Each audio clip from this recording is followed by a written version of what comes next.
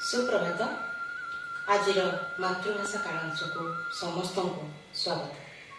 पिलामाने गत कालांश आमे माने गुरु शिष्य संपर्कर प्रथम अनुच्छेद को पठन करथिले एवं सेथिरे थिबा विभिन्न शब्दर अर्थ जानिथिले। आज से अनुच्छेद मु तुमको किसी प्रश्न पचारुची। गत कालांश जो पाठ पढ़ी से किसी प्रश्न तो गुरु शिष्य प्रबंधर प्राबंधिक किए तुमने जानी समस्ते। गुरु शिष्य प्रबंधर प्राबंधिक होती प्रोफेसर शत्रुघ्न नाथ। से केउठारे जन्मग्रहण करथिले 1915 मसीह भद्रकर उत्तर बाहिनी ठारे जन्मग्रहण करथिले। आमे जो गुरु शिष्य संपर्क प्रबंधटी पढ़िले ताहा तांकर केउ पुस्तकरू आनित, ताहा तांकर जीवन शिक्षा पुस्तकरू आनित। ताले प्राबंधिकंकर आत्मचरितर नाम कौन? प्राबंधिक तांकर निज आत्मचरित जो पुस्तक लिखिथिले से पुस्तकर ना होची चिराचराय हिताय। ताहले आमे गत कालांशरे पढ़िथिले जे गुरु ही साक्षात ब्रह्मा, गुरु विष्णु, गुरु महेश्वर। किंतु एई प्रसंग वर्तमान समाज पाई अप्रासंगिक हो जाइछि एवं एथिरे लेखक हतोत्साहित होइछन्ति एवं से मर्माहत होइछन्ति एवं जणे आदर्श गुरुर अभिलाष जे ता शिष्य किपरि ताठारु अधिक किछि जानु बा ताठारु से महान हेउ एई चिंताधारा वर्तमान युग पाई गोटे अट्टहास्य होई जाइछि। तो आमे आज ए गुरु शिष्य संपर्कर आउ किछि अनुच्छेद को पठन करिबा। मु पुस्तक पठन करुछि, तुमे माने तुम पुस्तकर से अनुच्छेदटी देख। संपर्क दूरे थाओ। शिक्षक आज गुरु रूपे परिचित हेबाको मन करुनाहांती। जेपरी संबोधन मध्य एक प्रकार व्यंग बा चाटु होई जाउछि, जाहाको सहजरे सही हेउनाही। शिक्षा पद्धतिर मूलर चूल पर्यंत गुरु पदवाच्य हेबार बासना मनरे नाही। शिष्य शब्दर सेही अर्थ आज अभिधान बहिर्भूत परि मने हुए। छात्र आज शासन विरोधरे विद्रोही और विप्लवी।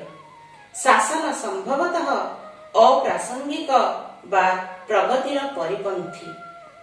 उद्दाम और उन्मुख शक्ति एही श्रृंखलारे श्वासरुद्ध। तेणु एहा शिष्यर प्राण परिचय कहब किपरि? पक्षांतरे गुरु शिष्य शब्द आज अभिधान रूपांतरित होइछि। सठता, संकीर्णता, स्वार्थंधता, हिंसा, हुंकार आदि आचरण रे गुरु शिष्यर भूमिका ग्रहण करिछन्ति।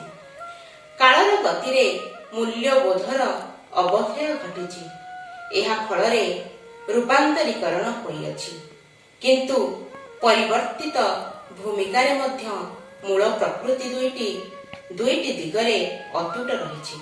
एहा हेउछि संपर्करे अभेदत्व, अर्थात जे गुरु से शिष्य, जे शिष्य से गुरु। एहा छड़ा द्वितीय दिगटी हेउछि शिष्य इच्छे पराजय।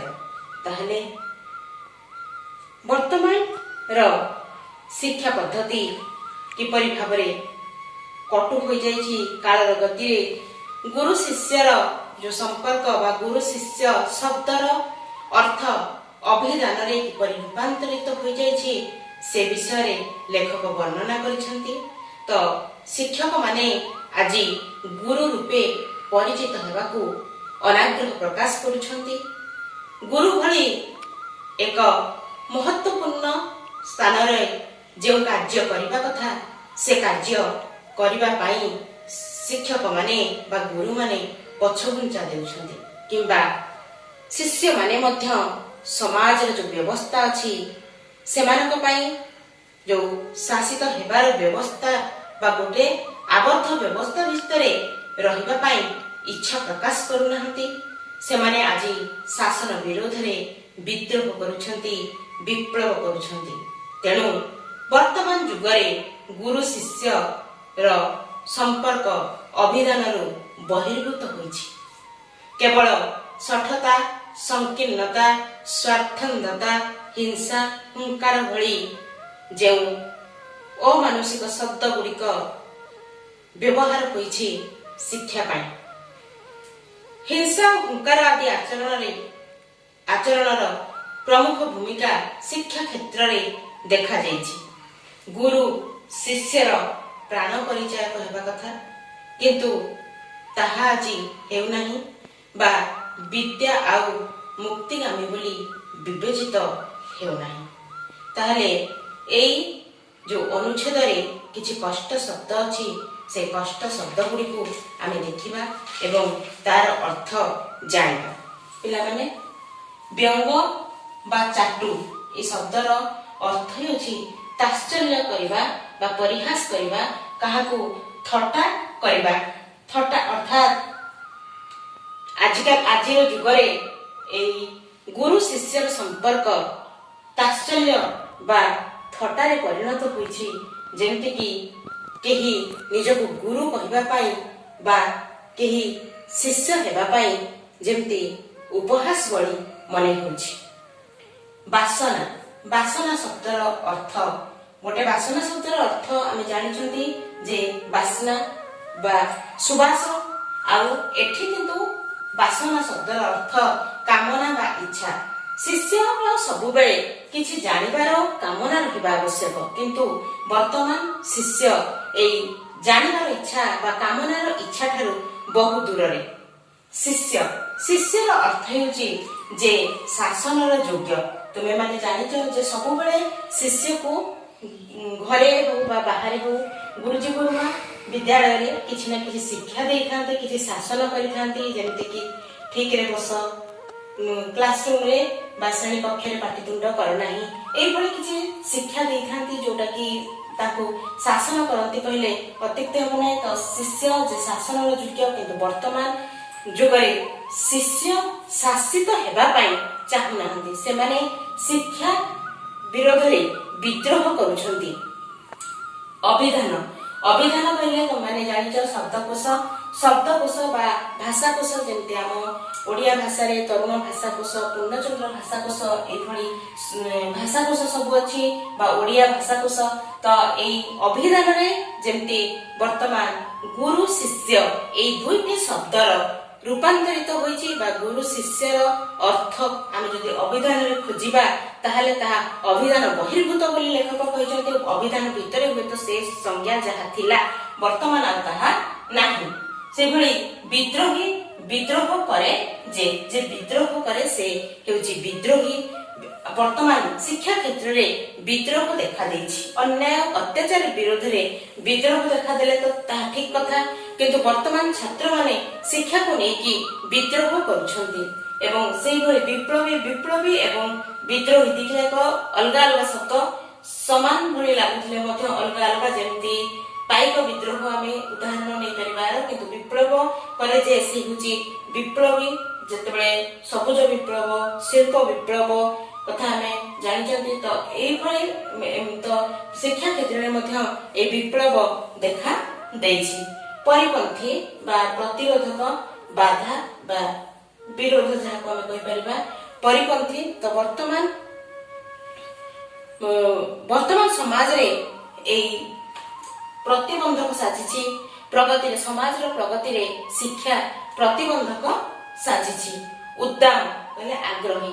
ଆଗରୁ ପିଲାମାନେ ବହୁତ କିଛି ପ୍ରଶ୍ନ ପଚାରୁଥିଲେ ବା ଜାଣିବାର ଆଗ୍ରହ ଥିଲା, କିନ୍ତୁ ବର୍ତ୍ତମାନ ଆଉ ସେଇ ଶିଷ୍ୟମାନଙ୍କ ଭିତରେ ସେ ଉଦ୍ଦାମ ବା ଉନ୍ମୁଖ ଯାହାକି ତତ୍ପରତା ଏ ଶବ୍ଦ ଗୁଡ଼ିକ ଯେମିତି ବିଲୀନ ହୋଇଯାଇଛି, ସେମାନେ ଏହି ଉଦ୍ଦାମ ଉନ୍ମୁକ୍ତ ଶକ୍ତି ଶୃଙ୍ଖଳାରେ ଶ୍ୱାସରୁଦ୍ଧ କରିଛି ବୋଲି ଲେଖକ କହିଛନ୍ତି।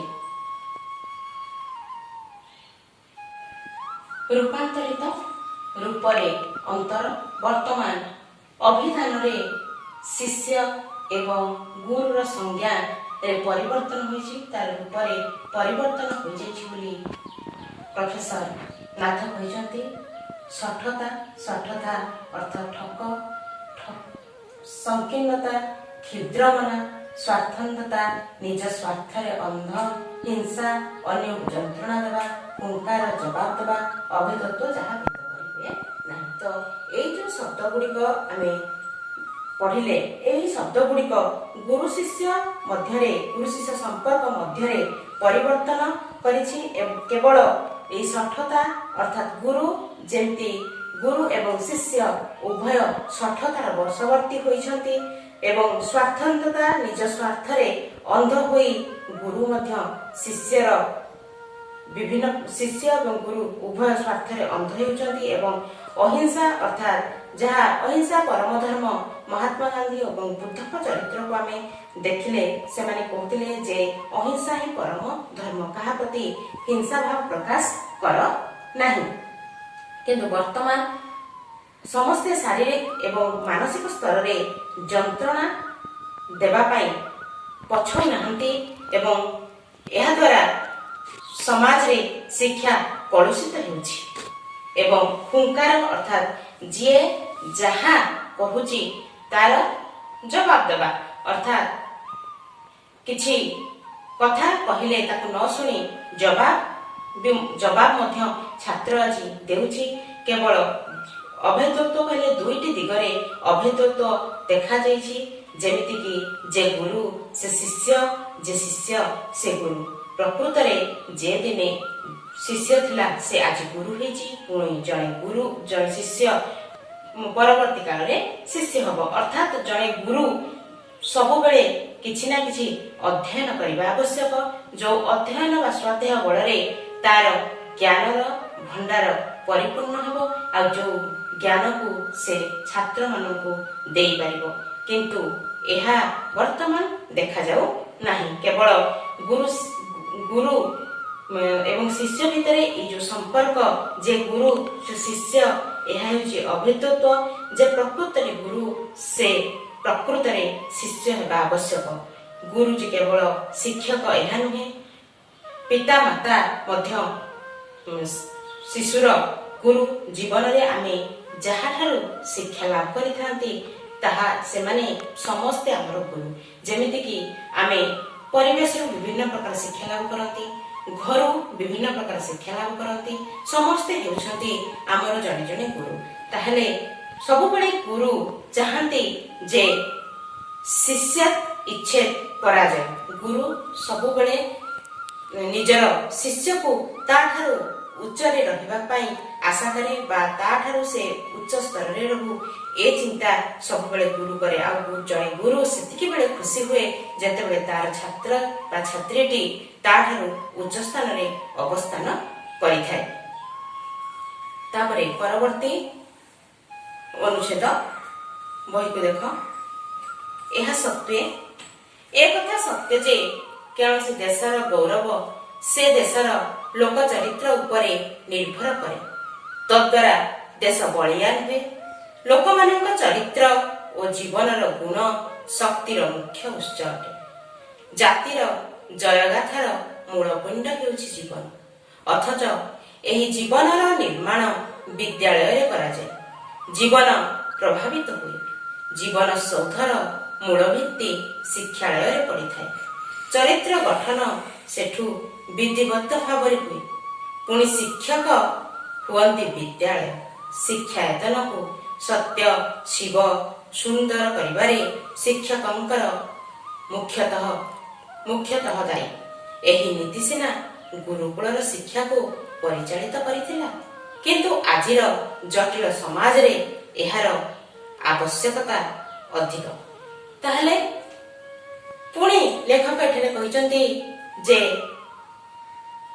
ଜଣେ ଦେଶର ଗୌରବ, ଗୋଟିଏ ଦେଶର ଗୌରବାନ୍ୱିତ କେତେବେଳେ ହୁଏ, ଯେତେବେଳେ ସେ ଦେଶର ଲୋକମାନଙ୍କର ଚରିତ୍ର ଉନ୍ନତ ହୁଏ। ଆଉ ଦେଶର ଉନ୍ନତି ଲୋକମାନଙ୍କର ଚରିତ୍ର ଉପରେ ହିଁ ନିର୍ଭର କରେ। ଯେମିତିକି ଜୀବନର ସୌଧ ବିଦ୍ୟାଳୟରୁ ହିଁ ପଡ଼ିଥାଏ। ଆଉ ଚରିତ୍ର ଦ୍ୱାରା ଦେଶ ବଳିୟାନ ହୁଏ। ଲୋକମାନଙ୍କର ଚରିତ୍ର ଆଉ ଜୀବନର ଗୁଣ ଶକ୍ତିର ମୁଖ୍ୟ ଉତ୍ସ ଉଠେ। ତେଣୁ ଏଇ ବିଦ୍ୟାଳୟରୁ ଛାତ୍ରଟି ଅନେକ କିଛି ଶିକ୍ଷା ଲାଭ କରିଥାଏ। ବିଦ୍ୟାଳୟ ଶିକ୍ଷାରୁ ସେ ତାର ଚରିତ୍ର ଗଠନ କରିଥାଏ। ଶିକ୍ଷକ ଶିକ୍ଷାୟତନ ଅର୍ଥାତ୍ ସତ୍ୟ ଶିବ ସୁନ୍ଦରରେ ପରିଣତ କରିବାର ଗୁରୁ ଦାୟିତ୍ୱ ନେଇଥାନ୍ତି ଜଣେ ଶିକ୍ଷକ। ତ ଜୀବନବ୍ୟାପୀ କୋଟି କୋଟି ପ୍ରାଣ ଶିକ୍ଷକଙ୍କର ଦ୍ୱାରା ଗଠିତ ହୋଇଥାଏ ଏବଂ ପ୍ରଭାବିତ ହୋଇଥାଏ। ପ୍ରାଚୀନ କାଳରେ ଶିକ୍ଷକଙ୍କର ଏହି ଆତ୍ମତ୍ୟାଗର ଦୃଷ୍ଟାନ୍ତ ଅନେକ ଅଛି। ବର୍ତ୍ତମାନ ଚରିତ୍ର ଗଠନ ପାଇଁ ଶିକ୍ଷକମାନେ ହିଁ ମୁଖ୍ୟତଃ ଦାୟୀ ବୋଲି ଲେଖକ ଅନୁଭବ କରିଛନ୍ତି। ଆଉ ସେ ଏହି ପରିପ୍ରେକ୍ଷୀରେ ଗୁରୁକୁଳ ଆଶ୍ରମର କଥାକୁ ଅବଲୋକନ କରିଛନ୍ତି ଏବଂ ଗୋଟିଏ ଛାତ୍ରର ମୂଳଦୁଆ ବା ସୌଧ ତାର ଚରିତ୍ର ନିର୍ମାଣ ଜଣେ ଗୁରୁଙ୍କ ଦ୍ୱାରା ହୋଇଥାଏ ଏ କଥା ଉପସ୍ଥାପନ କରିଛନ୍ତି।